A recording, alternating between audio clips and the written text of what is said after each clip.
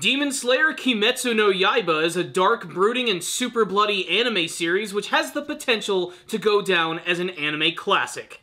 Let's find out why.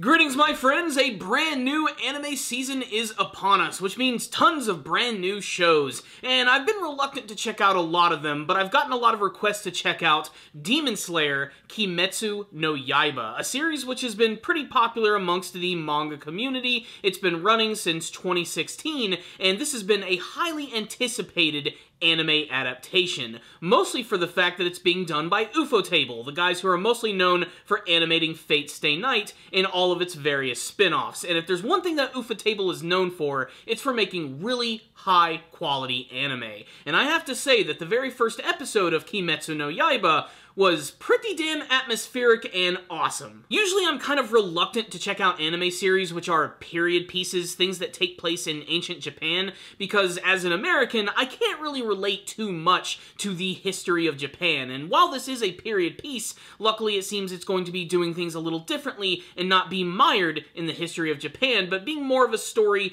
of redemption. A story of a young brother who is trying to save his sister who's been possessed by the power of demons. That and the fact that it also seems like it's going to involve a group of demon slayers going after monsters also makes it very unique. This first episode, though, I have to say, completely blew me away with its absolute quality and for being one of the most tense first episodes of anything that I've ever seen. It pulled no punches, it was super bloody and violent, and it's got me really excited to see what the rest of the series is going to offer. So what's the story behind Kimetsu no Yaiba? Well, it actually takes place in the early 1900s in Japan, in particular the Taisho era. The story follows the character of young Tanjiro Komoda, who lives with his mother and his various brothers and sisters. Tanjiro is sort of the guy who takes care of the entire family, doing all of the hard work, making the most money, so that of course that he can give his family a very comfortable life. He goes into town one day to sell charcoal when suddenly he returns and there's a massive snowstorm. A friend of the family decides to take him in, and the next morning he's going to go and see his family, and when he finally arrives, he finds that they have all been completely slaughtered in what might be one of the most brutal and violent scenes from any first episode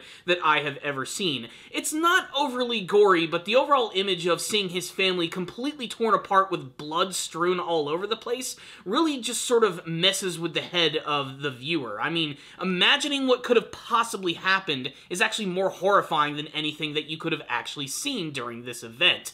He suddenly realizes that his young sister Nezuko is the only one who could potentially be alive, as her body is still warm. He decides to scoop her up and go into town to try and save her, when suddenly she starts transforming into a demon, having glowing red eyes, growing sharp teeth and claws, and she suddenly starts to attack her brother. He desperately tries to stop her when suddenly a demon slayer just appears from out of nowhere and desperately wants to kill his sister. This demon slayer knows that there's no way of actually being able to transform her back into a normal human, but Tanjiro desperately wants to be able to save her, and he even goes on the attack, almost going as far as to throwing an axe directly in this guy's face. But you get to see that this demon slayer realizes that there's something different about this brother and sister when compared to other people, especially those who have suddenly transformed into demons, and he allows them to go. And thus Tanjiro's story begins as he's going to travel the land and try to figure out how to transform his sister back into a real human. So what's the rundown on the very first episode of Kimetsu no Yaiba? The actual story itself actually seems kind of stock in many senses. I mean, I've seen stories like this where someone is suddenly transformed into a monster or a zombie, and there's a character who desperately wants to kill them, but the person who's related to them knows that there has to be a way to save them. I've seen that stuff before in so many zombie movies that it can kind of hurt. But this episode was so incredibly atmospheric that it actually didn't really bother me all that much. I mean, I could just talk about the production of the first episode all day long. The animation alone is really fantastic, and the character designs also managed to be incredibly distinctive. And there's a lot of little small moments that allow you to get to know what these characters are like almost immediately, especially the character of Tanjiro. First, I want to say that I really like Tanjiro's design. It's very distinctive. He wears this like checker pattern shirt. He's got these weird tag-like earrings and a massive scar on his forehead. Immediately, he's just a distinctive looking character. Throughout most of the episode, he comes across as a very trusting and very useful individual. Whenever he travels to town, everyone wants his help. He seems to be sort of like the fix-it man. He also happens to sell a lot of goods that people need, and they really do a great job of painting him as a really kind and heroic protagonist. And most importantly of all, Tanjiro really loves his family. Considering that there apparently is no father to be seen, him being the oldest member of his family, he really takes everything upon himself to make sure that their life is going to be as comfortable as humanly possible.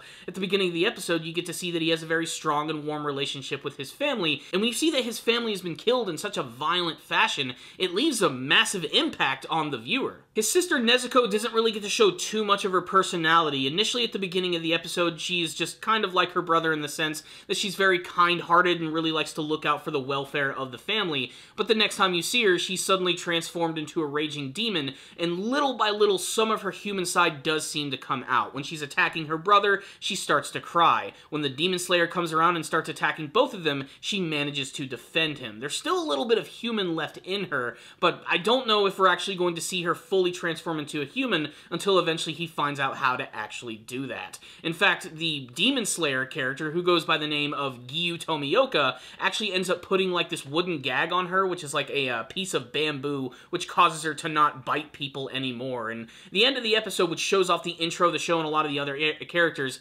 indicates that she's probably going to be wearing this for most of the series. One of the best things about the very first episode, however, has just got to be the oppressive atmosphere of being out in the mountains with the snow. There was another series that came out last year that did something kind of similar, which was called Golden Kamui, but I think it's handled a lot better here, and a lot of that is mostly owed to the animation and the amazing and epic camera sweeps that the team at UFO Table have actually done with this episode. You really feel isolated when you're out there in the snow, and you can almost like feel cold as you're actually watching the episode. It did a lot, and it was also backed up by an amazing musical score, which again just added so much more atmosphere to this episode.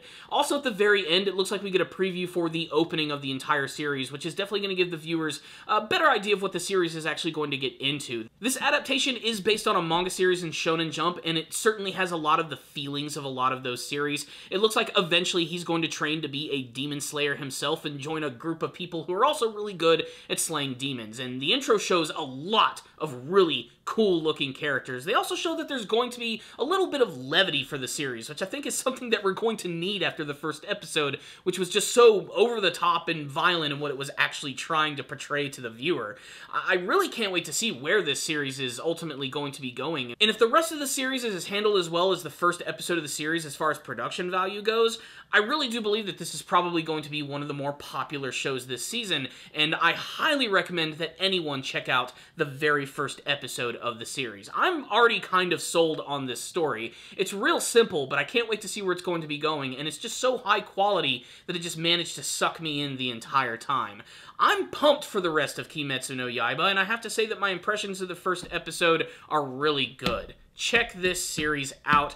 If I could give a score to the first episode, I honestly would give it a 5 out of 5. I had no complaints watching this story. While it did seem kind of stock and I felt like I've seen the same story before, everything just managed to suck me in every way, and the production value of this series, I can't speak enough for it. It was just a gorgeous looking show with great character design, great atmosphere, amazing music, and this is just the beginning of what could potentially be something really damned epic. So yeah, there it is. That's my thoughts on the first episode. 5 out of 5 from me. If any of you did watch the very first episode, I'd love to get your thoughts about it in the comments section below, what you thought about the first episode, if you liked it, if you didn't like it, if you have any favorite moments, your hopes for the future of the series. Do you already read the manga version? You're checking out the anime version for the very first time?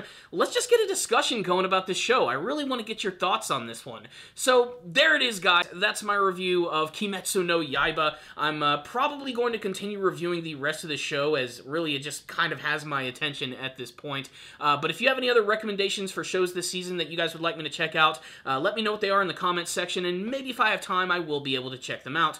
Otherwise, make sure to look at my YouTube channel for tons of other anime reviews, a podcast show called The Powerful Nerdcast, and make sure to stay tuned for the channel because we also have a lot of big rebranding we're getting ready to do. You'll just see that happening over the course of the next month or two. Really, really big things coming down the pipeline, guys. A lot of that mostly has to do with stuff that I want to make for the channel to be more high quality in terms of just the production value and even some of the more bigger reviews that I'm going to do. I am going to back off doing weekly anime reviews a little bit more, but this episode just grabbed me so much that I really wanted to talk about it. So there it is. I'm just rambling at this point. I'll see you all next time, and as always, stay down there, baby.